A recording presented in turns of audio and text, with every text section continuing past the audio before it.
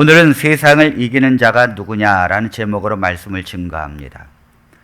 여러분들은요, 이미 여러분들 그 자체에서 여러분들은 대단한 사람들입니다. 왜냐하면 우리가 다 알다시피 여러분들은 3억 분의 1의 경쟁률을 뚫고 이 땅에 태어난 거예요.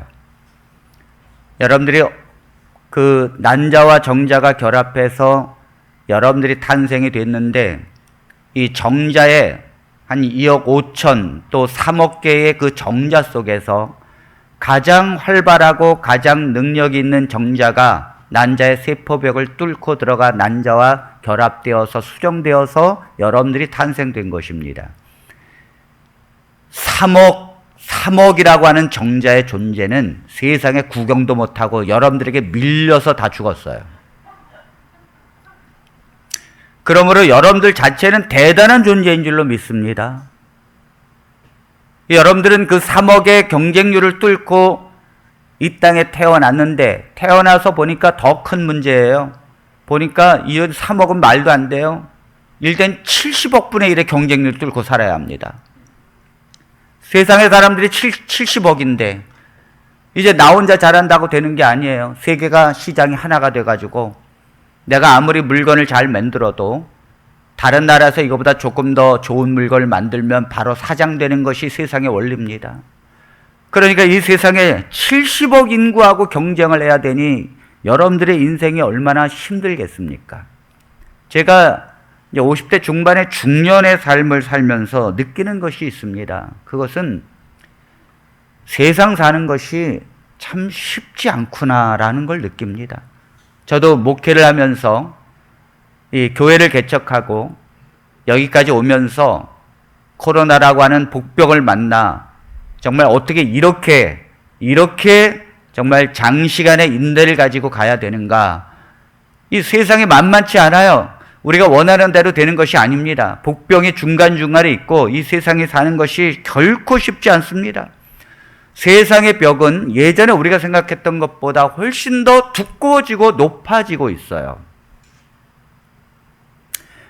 2019년에 코로나로 죽은 사람의 숫자가 우리나라에 505명입니다.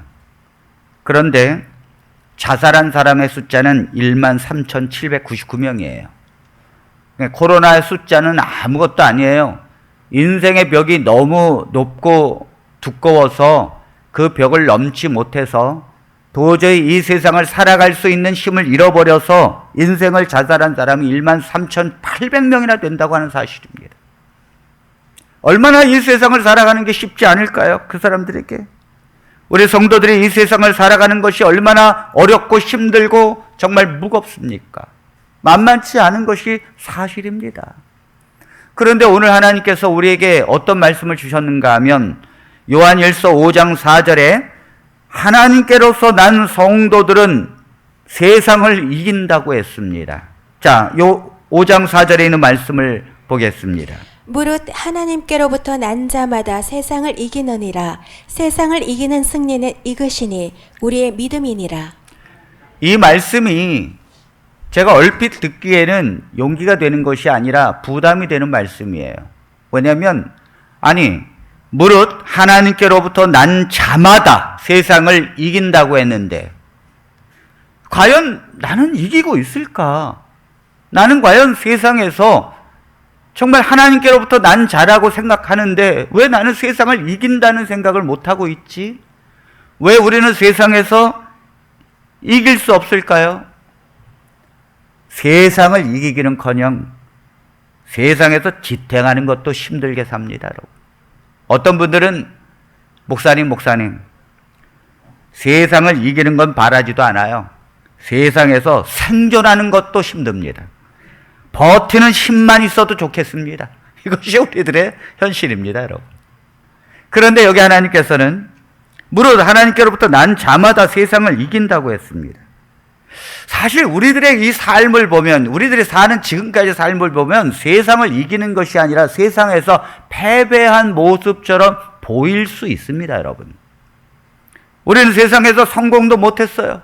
여러분들이 어렸을 때 꿈을 가지고 있었지만 그 꿈이 실현되지도 못했습니다. 대부분의 아마 지금 여러분들이 사는 이 정도로 여러분들이 꿈을 꾸지는 않았을 것입니다. 제가 알기로는 강민구 집사님도 미대 나와서 미술가가 되는 게 꿈이라고 그랬는데 미술가는커녕 도화지에 그리지도 못하고 있잖아요. 우리는 언제부터인가 나의 꿈도 사라지고 그저 현실에서 매여서 살 수밖에 없는 목구멍이 포도청인 인생을 살고 있다는 것이죠. 그러다 보니까 친구를 만나서 우리가 뭐 보여줄 것도 없고 뭐 내세울 것도 없고 자랑할 것도 없는 것처럼 느껴지는 것이 성도들의 생각입니다. 그래서 성도들은 세상에 대하여는 패배의식 속에 살고 있다는 것이에요. 성도들은 패배의식 속에 살고 있어요. 길을 못 피고 있어요. 지나가다 보면 어쩌면 사람들은 그렇게 좋은 자가용을 그렇게 몰고 다니는지, 어디서 돈이 나서 그렇게 성공을 했는지, 왜 우리는 그게 안 되는지 모르겠습니다. 과연 우리는 세상에서 패배한 삶을 살고 있을까요? 과연 우리는 세상에서 패배한 사람들일까요? 사랑하는 성도 여러분, 우리가 분명히 알아야 될 것은 세상에서 성공했다고 세상을 이긴 것은 아닙니다. 아멘입니까? 세상에서 자신의 꿈이 실현됐다고 해서 세상을 이긴 것은 아닙니다, 여러분. 세상에서 열심히 살아가지고 보란듯이 내 삶을 자랑한다고 해서 세상을 이긴 것은 아닙니다. 그것이 아니에요. 하나님께로부터 난 자마다 세상을 이긴다는 뜻은 세상의 권세를 가지고 있는 사단을 이긴다는 뜻입니다. 모든 시계가 작은 바늘이고 큰 바늘이고 다 오른쪽으로 돕니다. 이것이 세상의 원리예요. 어떻게 이 시계 바늘이 나는 왼쪽으로 돈다고 말할 수 있겠습니까? 이 세상은요, 거대한 물결 속에 가고 있습니다. 북한이라고 하는 체제에, 그 공산주의, 사회주의 체제에 어떻게 항거할 수 있습니까? 북한에 살면서 이 사회주의 체제에, 이 독재 정권에 어떻게 항거할 수 있을까요? 거의 불가능합니다. 그 체제가 이끄는 대로 따라가야만 합니다. 이것이 세상의 방식입니다. 여러분, 하나님께로부터 난 사람들은 사단의 방식을 거스리고 하나님을 믿는 믿음의 방식을 따르는 것이 이기는 것입니다. 사단은 세상을 어떻게 인도하는가? 어떻게 이 세상의 원리를 우리를 통하여 인도하는가? 사단의 세계는요, 철저하게 양육 강식의 원리입니다.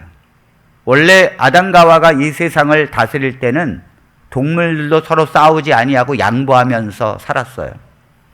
사랑과 평화의 원리를 가지고 아담과 하와가 이 세상을 다스리고, 그 아담과 하와 옆으로 동물이 지나갈 때마다 이름을 지어주면서, 동물들이 서로 뭐 싸우고 그랬겠습니까? 아이고 기린부터 먼저 가라고, 호랑이는 또 아이고 토끼부터 먼저 가라고. 그러던 세상에서 뱀의 유혹을 받아서 아담과 하와가 선악과를 따먹고 죄를 지음으로 사단의 종이 되어버렸어요. 이 세상에 권리권을 빼앗긴 것입니다. 그래서 사단이 이 세상의 권리, 지배권을 잡게 된 것이고, 그때부터 이 세상은 사단의 방식으로 살아가게 되었습니다. 동물들이 풀을 먹는 것이 아니라 약한 것을 잡아먹기 시작했습니다. 이런 것처럼 이 세상의 사람들도 약한 것을 눌러야 세상을 살아가는 방식으로 우리가 살아가고 있다는 것이죠. 여러분, 정당의 목적이 무엇입니까? 왜 사람들이 정당을 다시 세웁니까? 정당의 목적은 정치 경제의 고등학교 교과서에 나옵니다. 정당의 목적은 정권 획득. 여러분, 정당을 세우는 것이 국민들을 잘 살게 하고 국민들을 보살피려고 정당을 만드는 것이 아니에요. 정당의 목적은 정권을 획득해서 정권을 유지하려고 하는 것이 정당의 목적입니다. 여러분, 회사를 운영하는 이유가 무엇입니까? 기업의 목적은 정치경제에 나와 있습니다. 이윤의 획득. 기업을 세워서 가난한 자들에게 도와주고 내가 사람들에게 먹고 살기 위해서 하겠다고 해서 기업을 하는 사람은 없어요. 차선 사업가가 아닙니다, 여러분. 단 한편에 조금이라도 방심을 하면 회사가 무너지고 문을 닫게 되고 부도가 나는 거예요. 이윤을 획득할 수 있다면 상대방의 경쟁 회사를 무너뜨려야 되고 경쟁 회사의 자료를 빼내야 되고 저것을 이겨야 합니다. 그래야 살아남는 것입니다. 이걸 위해서 세상의 방식에 피도 눈물도 없이 살아가야만 하는 것이 세상의 원리입니다, 여러분.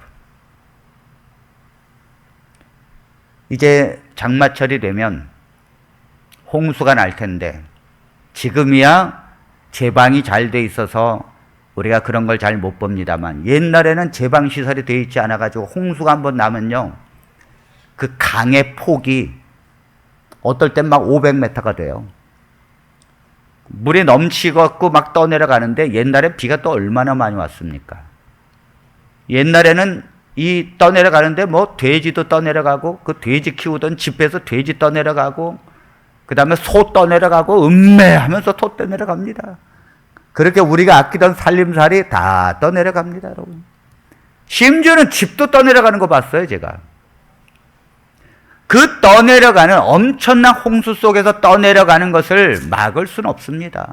다 떠내려가더라고요. 다 떠내려가더라고요. 그런데 여러분, 이 홍수 속에서 다 떠내려가지만 오직 떠내려가지 않고 오히려 거슬러가는 존재가 있습니다. 바로 송사리입니다. 송사리. 야, 그 어마어마한 존재들이 떠내려가는데 송사리는요 거슬러 올라갑니다, 여러분. 죽은 것들은 다 떠내려가는데 살아있는 것은 거슬러 올라간다는 것이죠.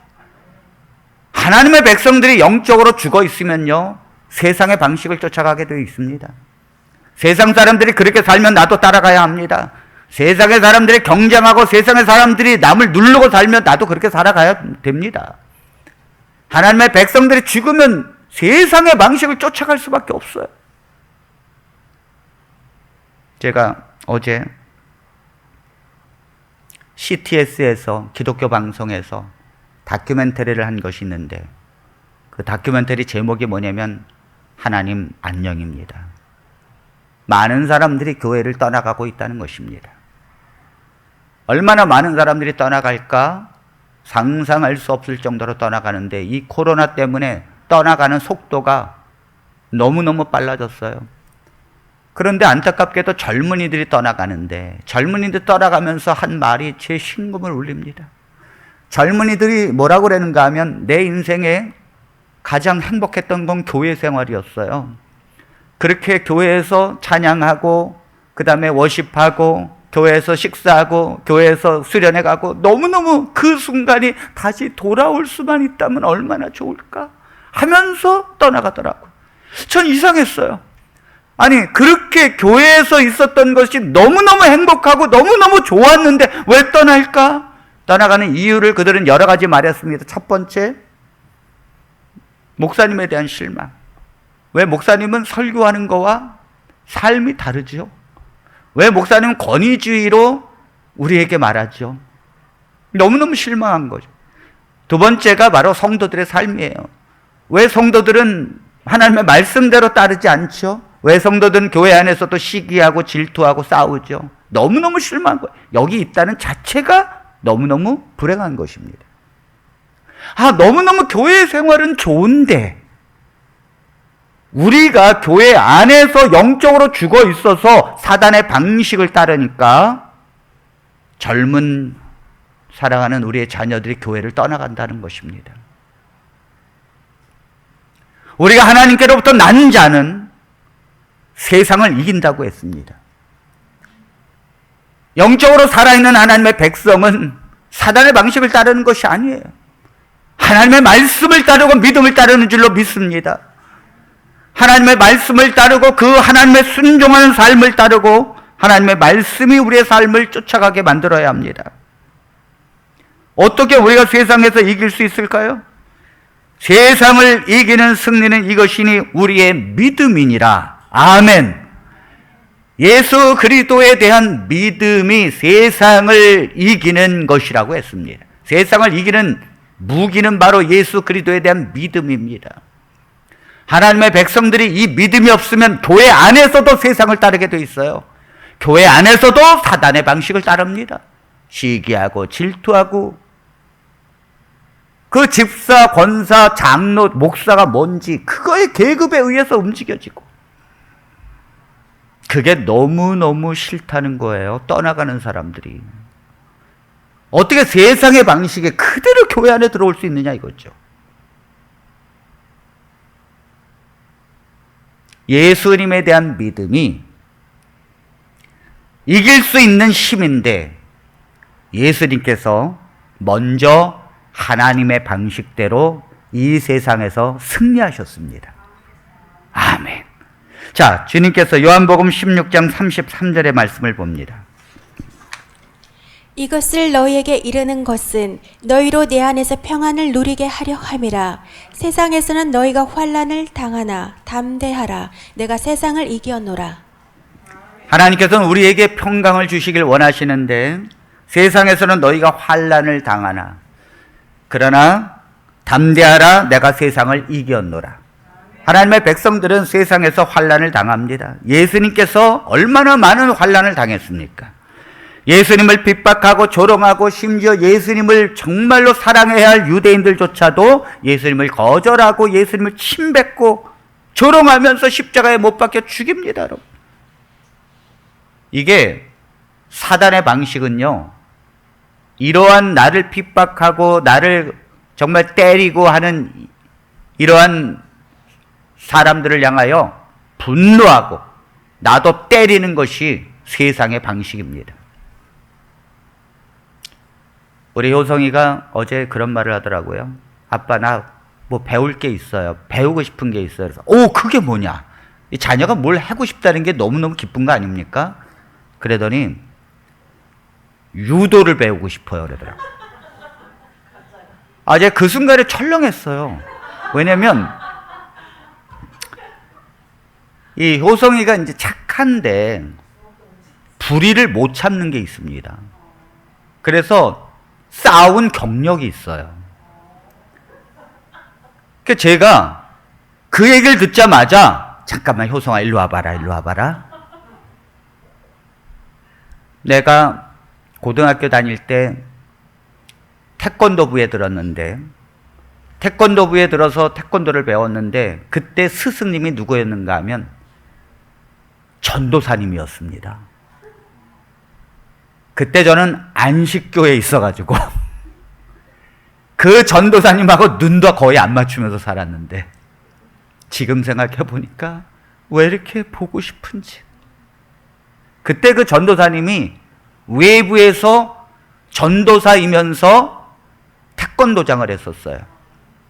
그런데 이 젊은이들을 가리키겠다고 학교에 오셔서 우리를 지도했는데, 참 지금 생각하면 우리에게 뭐라고 그랬는지 아십니까? 늘 그랬어요. 너희들이 운동하는 게 싸움 배우려고 하는 게 아니다. 사람 되려고 하는 것이다. 너희들은 불의를 위해서 못 참는 사람이 되는 게 아니다. 그걸 인내하고 참을 수 있는 자기 절제를 위해서 하는 것이다. 하면서 거기에서 성경 얘기도 한 번도 안 하시면서 성경의 원리를 말씀하셨어요. 지금 보니까 사람을 포용하고, 너희들이 할 수 있는, 싸울 수 있는 능력이 있을 때 오히려 그들을 품어줘야 된다. 제가 우리 효성에게 그랬어요. 너 유도 배우는 거 다 좋다. 하지만 너는 싸우려고 배워서는 안 된다.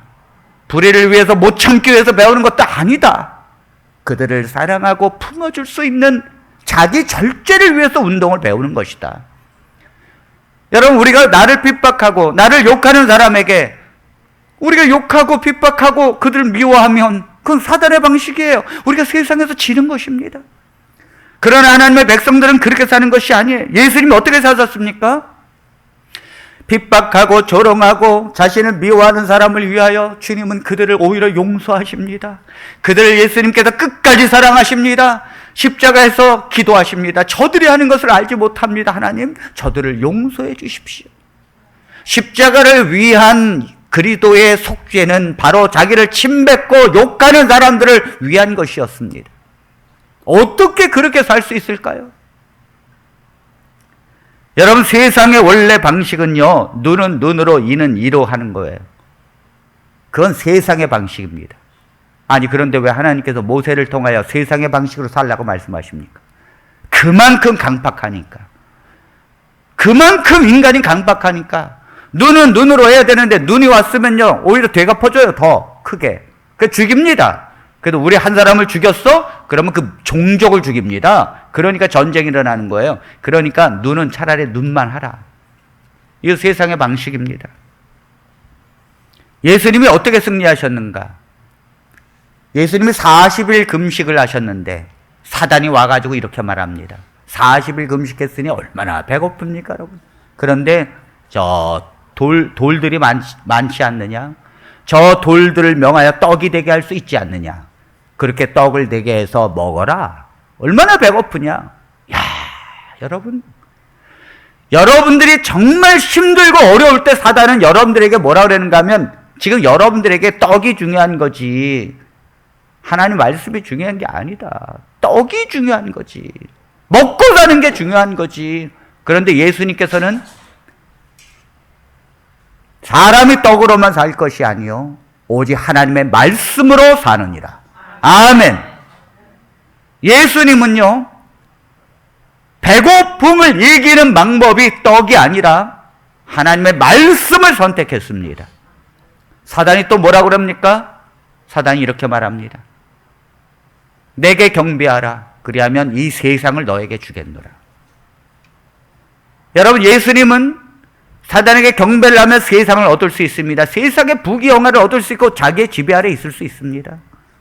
그러나 예수님께서 뭐라 그랬습니까? 오직 여호와 하나님만을 섬기라. 그러니까 세상의 권세와 세상의 부를 예수님은 따라가지 않았어요. 예수님이 따라가는 것은 오직 하나님께 경배하는 것이었습니다. 이것이 세상을 이기는 거예요. 이것이 세상을 이기는 것입니다. 우리 하나님의 백성들은 다 이렇게 이길 수 있다는 것입니다. 주님이 그렇게 승리했다는 것입니다. 그러므로 하나님의 말씀을 쫓아가고 믿음의 길을 쫓아가고 주님의 길을 쫓아가게 되기를 간절히 바랍니다.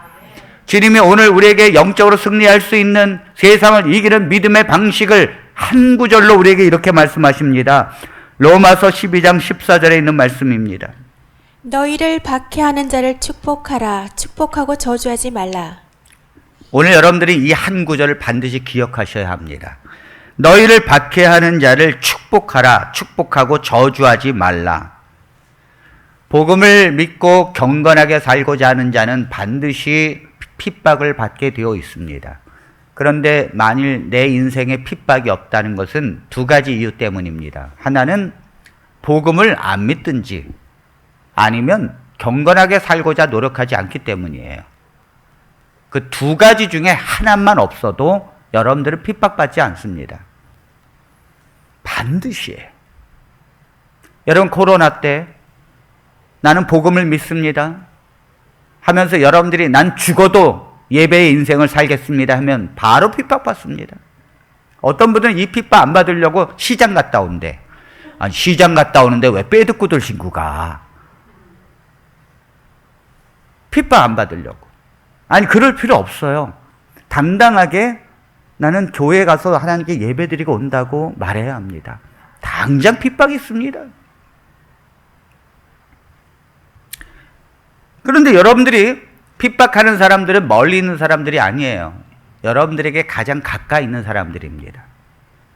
가까이 있는 사람들이 여러분들을 핍박하고 박해할 때 여러분들은 어떻게 하십니까? 여기 성경에 박해하는 자를 축복하라. 축복하고 저주하지 말라. 여러분, 본성적으로 사람은요, 이렇게 살 수 없어요. 본성적으로 나에게 반박하고 나를 핍박하고 나를 미워하게 되면 본성적으로 미워하게 돼 있어요. 본성적으로 나도 반박하게 돼 있어요. 그러나 하나님으로부터 난 자는 반대로 산다는 거예요. 반대로. 오히려 그들을 축복하라는 것입니다.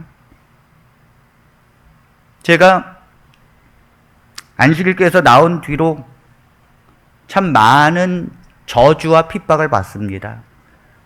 아휴, 제가 예수 그리스도만을 붙잡으라고 그렇게 설교하는데도 오히려 그들은 배도자라고, 그래서 아예 가리키더라고요. 제가 유튜브에 보니까 배도자.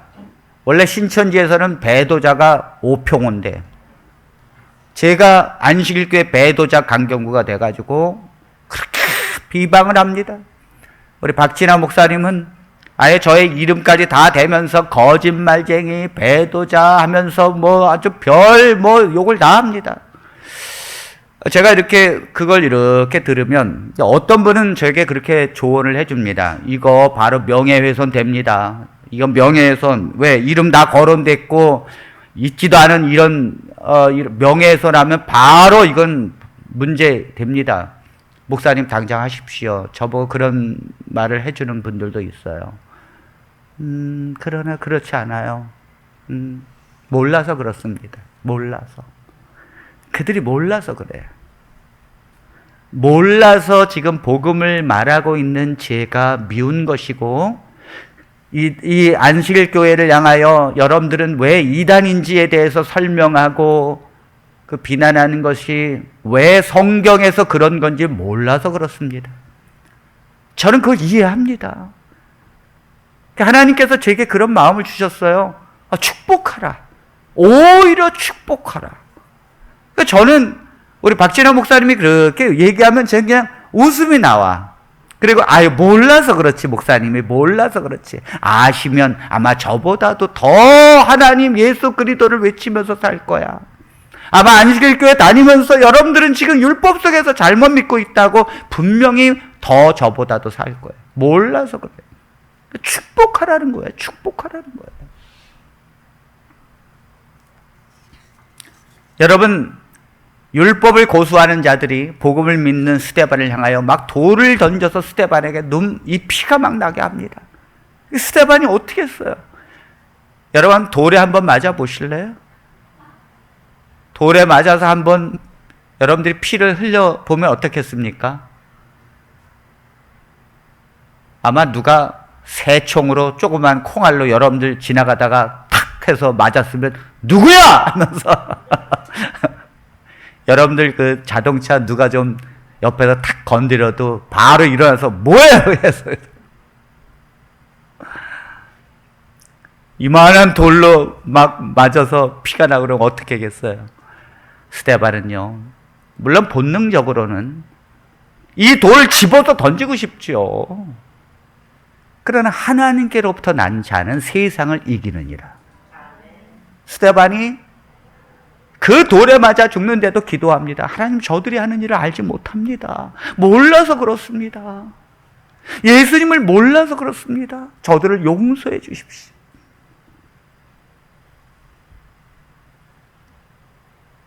여러분들이 반드시 그렇게 살아야 합니다. 반드시. 여러분들이 가정에서 똑같이 나를 핍박하는 자와 똑같이 살면 안 되는 거예요. 안 되는 거예요. 자, 여러분들이 축복된 인생을 사는 방법을 제가 지금부터 가르쳐 드리겠습니다. 믿음의 원리를 이해하게 되면 여러분들이 반드시 축복의 인생을 살게 됩니다. 먼저 우리가 깨달아야 될 것은, 여러분들이 남을 저주하고 핍박하잖아요. 그럼 반드시 저주가 실제로 임합니다. 여러분들이 남에게 축복을 하잖아요. 그 축복이 반드시 나갑니다. 하나님을 믿는 백성에겐요, 하나님이 약속을 해주셨어요. 여러분, 물은 답을 알고 있다라는 책을 보면, 일본 사람이 쓴 거 아닙니까? 거기에 보면 내가 저주의 말을 하면 물의 결정체가 망가져요. 꽃이 시들어버립니다. 그런데 내가 축복의 말을 하니까 꽃이 생기가 돌고 물의 결정체가 아름답습니다.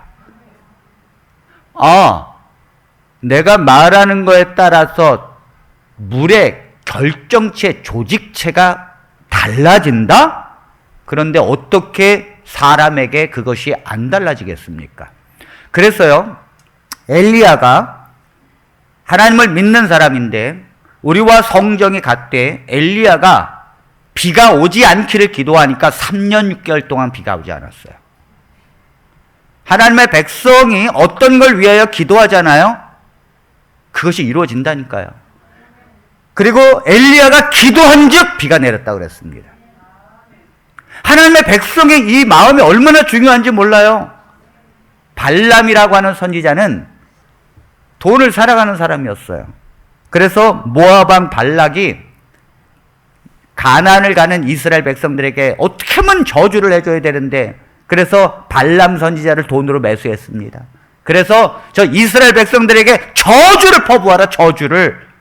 이걸 누구도 믿었는지 아십니까? 이방 사람들도 믿었어요. 하나님의 백성이 말하는 것대로 된다는 것을. 그래가지고 이 돈을 받았으니까 이제 저주하기 위해서 딱 준비하고 있는데 하나님의 천사가 나타났습니다. 왜 하나님의 천사가 나타나서 가는 길을 막았습니까, 여러분? 하나님의 종이 말하는 대로 되기 때문에 그래요. 그래서 막은 거예요. 만일 이 발람이 이스라엘을 향하여 저주의 말을 하게 되면 이스라엘 백성들이 저주의 인생이 되기 때문입니다. 그렇기 때문에 하나님의 천사가 나타났어요. 못하겠습니다. 저주를 축복으로 바꿔 말하겠습니다. 아멘. 그래서 이스라엘 백성들이 축복을 받는 것입니다. 말이 얼마나 중요한지 모릅니다. 여러분들이 나에게 박해를 하는 자에게 저주를 하게 되면 실제로 그 엄청난 일이 벌어집니다. 그래서 저주의 원리를 보면 마태복음 10장 12절로 13절에 주님이 이렇게 말씀하셨어요. 또 그 집에 들어가면서 평안하기를 빌라. 그 집이 이에 합당하면 너희 빈 평안이 거기 임할 것이요 만일 합당하지 아니하면 그 평안이 너희에게 돌아올 것이니라. 자, 여러분들 잘 보십시오. 여러분들이 누구에게 가서 그 집에 들어가서 평안하기를 빌라. 이게 축복을 빌라는 거 아닙니까? 그런데 문제는 축복의 원리가 있습니다. 그 집이 이에 합당하면 뭐예요? 그 축복과 평안의 복을 받기에 합당하면 너의 그 빌어준 평안이 거기 임할 것이요. 만일 합당하지 아니하면, 이게 뭐냐면 이 복을 받을 마음이 아니야. 그러면 그 평안이 너희에게로 돌아올 것이다. 이게 지금 뭐가 문제입니까? 우리의 삶에서 대부분의 우리 성도들은 목사님 우리 가정을 위해서 기도해 주세요. 우리 자녀들을 위해서 축복의 기도를 해주세요. 그런다고 되는 게 아니라는 거예요. 아니라는 거예요. 제가 여기서 기도를 해도, 축복을 해도 그 성도의 마음밭이 복을 받을 만한 마음밭이 아니면 절대 축복이 되지 않는다는 거죠. 그런데 잘 보세요. 축복은 이미 나갔으면 아까 뭐라 했어요? 반드시 이루어진다 그랬죠? 그게 어디로 가긴 가야 돼. 그런데 그 사람의 마음밭에는 아니야. 축복을 받을 마음밭이 아니에요. 그러면 어떻게 해요? 그게 돌아온다는 거예요. 돌아온다는 거. 여러분, 왜 하나님께서 아까 로마서에서 너희를 박해하는 자를 저주하지 말고 축복하라고 말씀하셨는가 하면, 우리가 만일 저주하는 자를 축복을 하잖아요. 그러면 그 저주하는 자가 마음밭을 축복을 받을 만한 마음밭이 아니에요. 제가 안동에서 20대 때 그 전도를 하러 다니는데, 집집마다 전도를 하러 다니는데, 어느 집에 이제 그 안동이라는데 양반, 유교 문화잖아요.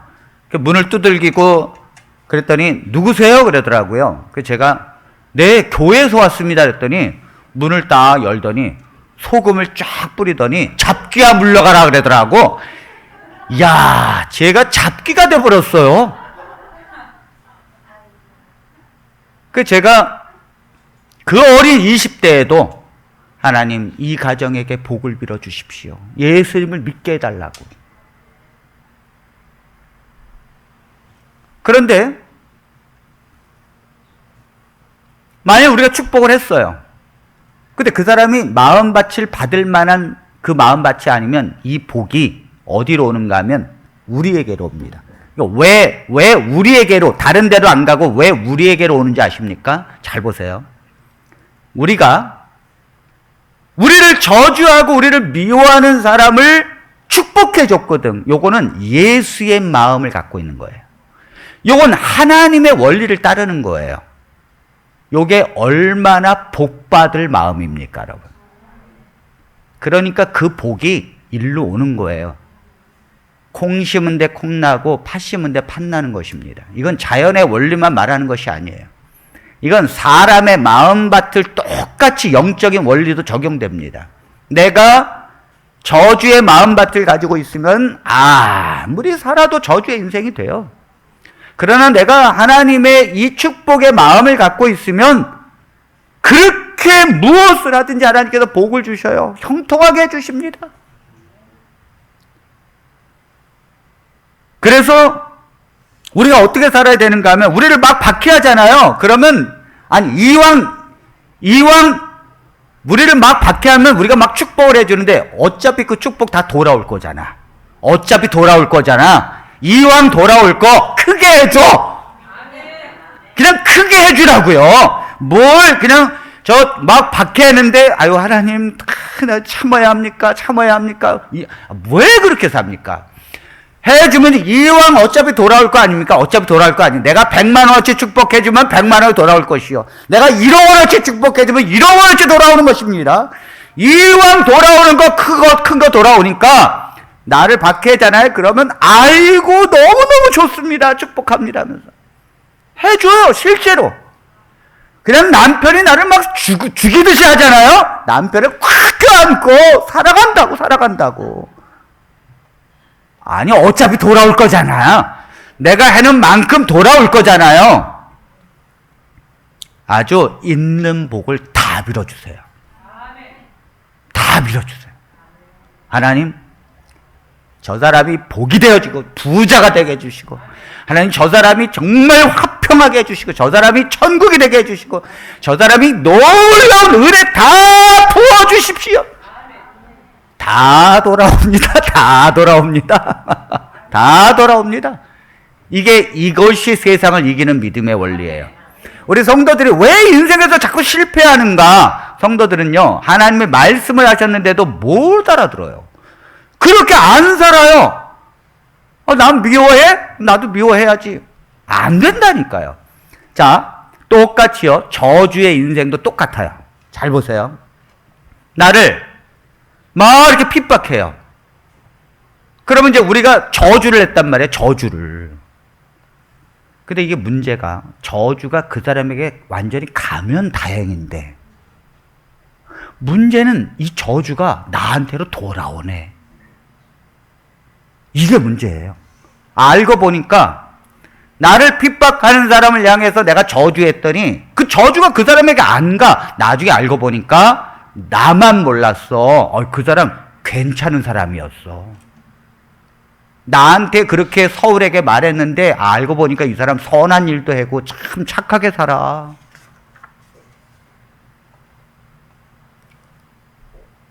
자기 아내에게는 인색한데 다른 사람에게는 너무도 희생적이야. 대부분의 남자들이 그렇습니다. 저희 집 사람도 그래요. 당신 남 해는 것 반에 반만 하면 내가 좋겠다고. 그래서 남편들이 부인이 막 남편에게 막 저주하잖아요. 저놈의 인간 가다가 사고나 나라. 저놈의 인간 잘 살아보자. 날 이렇게 대하고 잘 살아보자. 그렇게 해도 남편이 저주의 인생이 안 되는 이유가 있습니다, 여러분. 남편도요, 때로는 선하게 살고 남한테 잘하고 희생하고 도와주고 그렇게 먹을 거 있으면 챙겨주고 이렇게 살고 있더라는 거예요. 근데 문제는 이게 저주가 갔으면 누군가에게 가야 되는데 아니 상대방은 내가 모르는 삶을 살고 있네? 문제는 이게 나한테로 되돌아오는 거예요. 왜 되돌아옵니까?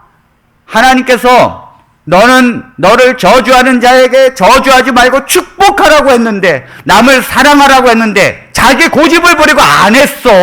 그 말씀을 안 따랐어. 그리고 뭐예요? 자기 본능대로 저주해버렸어요. 이러니까 뭐예요? 저주의 밭이 돼버렸잖아요. 내 마음밭이. 그러니까 그 저주가 돌아오는 거예요. 그러니까 여러분들이 남을 미워하잖아요. 여러분들 인생이 피지 못합니다. 여러분들이 남을 갖다가 사랑하지 않잖아요. 여러분들 인생에 행복이 없어요. 평안이 없다니까요.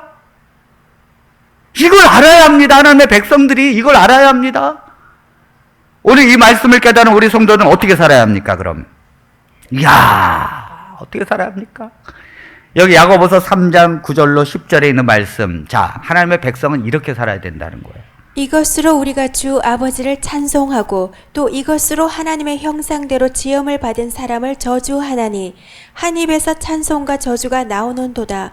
내 형제들아 이것이 마땅하지 아니하니라. 네, 우리 성도들은요, 어떤 사람을 저주하고 또 어떤 사람을 또 축복합니다. 한 입에서 자꾸 두 개가 나와요. 안 된다는 거예요. 안 된다는 거예요.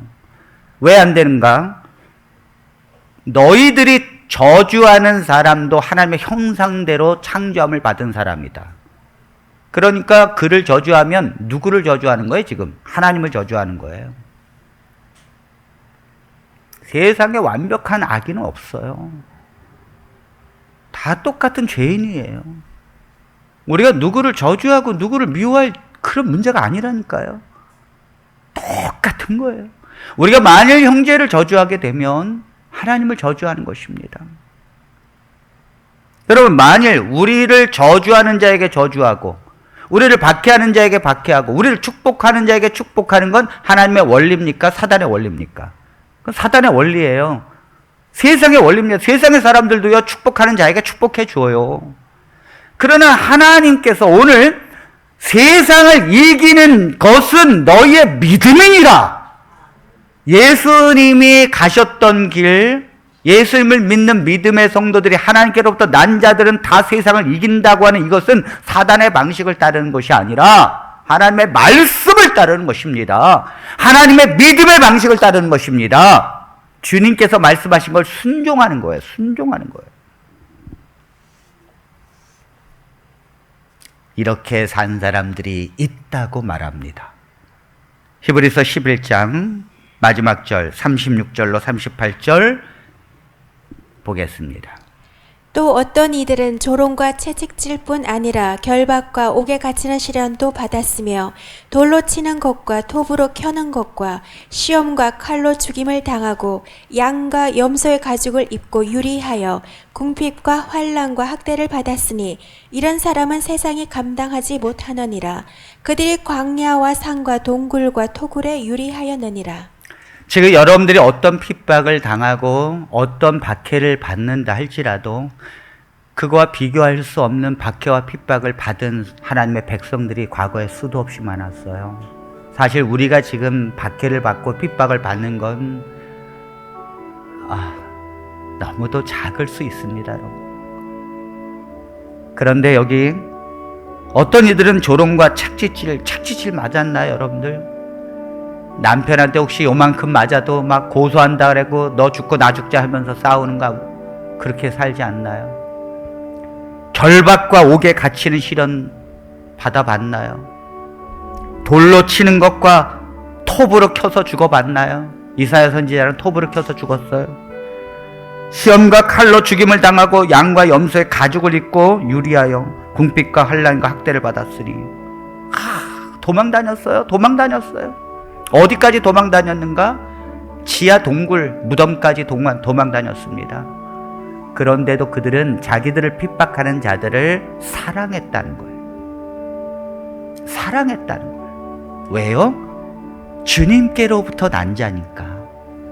그래서 자기들을 죽이려고 동굴 카타콤에 들어와서 온 병사들이 길을 잃어버리고 죽어가고 있을 때 다가가서 물을 먹이고 먹을 걸 주면서 나가는 길을 안내해주고, 그러니까 그 병사들이 카타콤으로 들어가서 죽이려고 했다가 은혜를 받고 나온 자들이 다 변화되는 거예요. 이 은혜를 막 전파하니까 왕실에까지도 여인들이 예수님을 믿었대잖아요.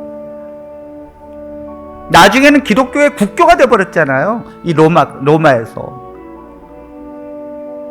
하나님의 방식을 따르니까 세상이 감당이 안 되는 거예요.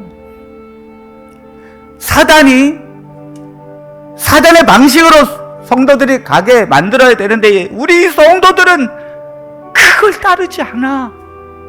예수님을 따르고 있고 예수님의 방식을 따르고 있고 그 한 말씀으로 살려고 몸부림치고 있어.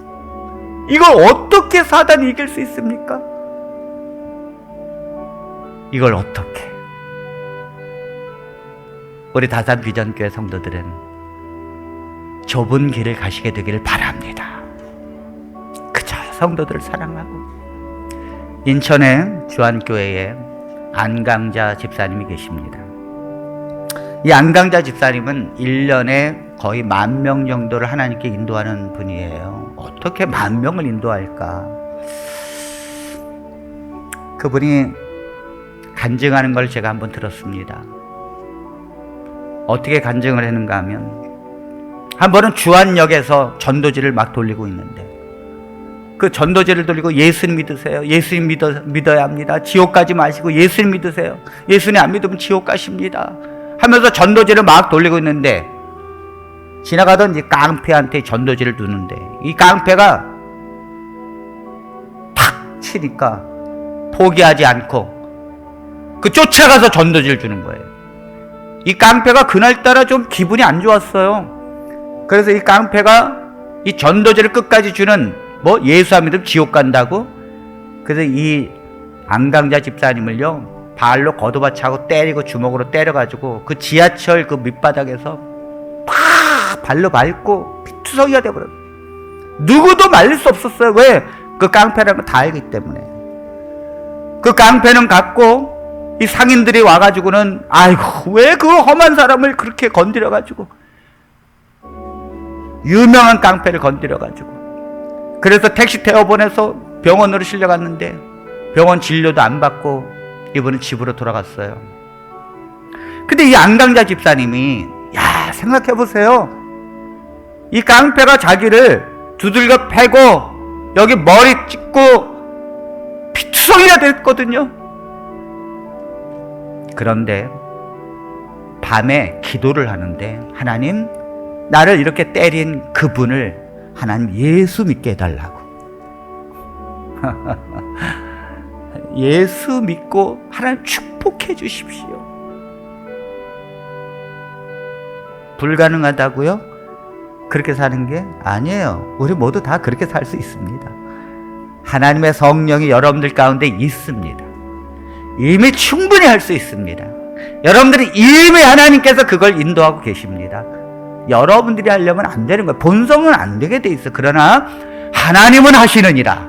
아멘. 그래서 축복의 기도를 하니까 놀라운 일이 벌어집니다. 아니, 이 깡패가요, 잠을 못 자는 거예요.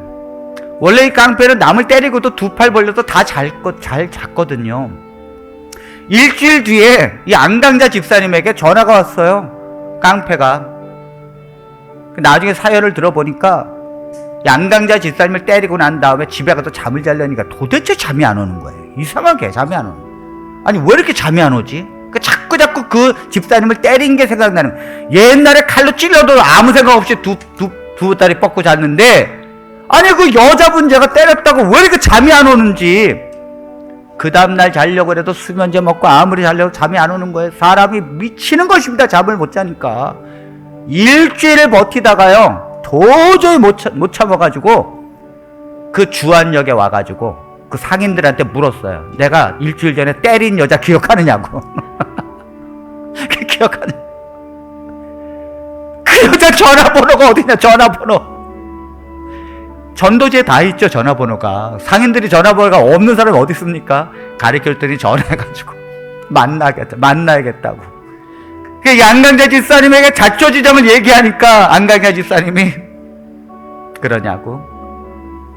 내가 한 가지 잠을 잘 수 있는 길을 열어주겠다. 내가 이제 잠을 잘 수 있도록 기도해드리겠다. 단 조건이 있다고. 예수님 믿으라고. 그래서 그분이 유명한 필리핀에서 선교하는 김기영 선교사입니다. 여러분들이 세상을 이기는 것은 이것이니 우리의 믿음이니라. 세상을 이기는 자가 누구냐? 예수 그리스도를 믿는 자니라. 오늘 우리는 세상의 원리를 따르지 아니하고 하나님의 원리를 따르시게 되길 바랍니다. 여러분들의 승리하는 삶이 일주일 동안에도 가득 차서 하나님께 영광을 돌리시게 되기를 바라면서 말씀을 마칩니다.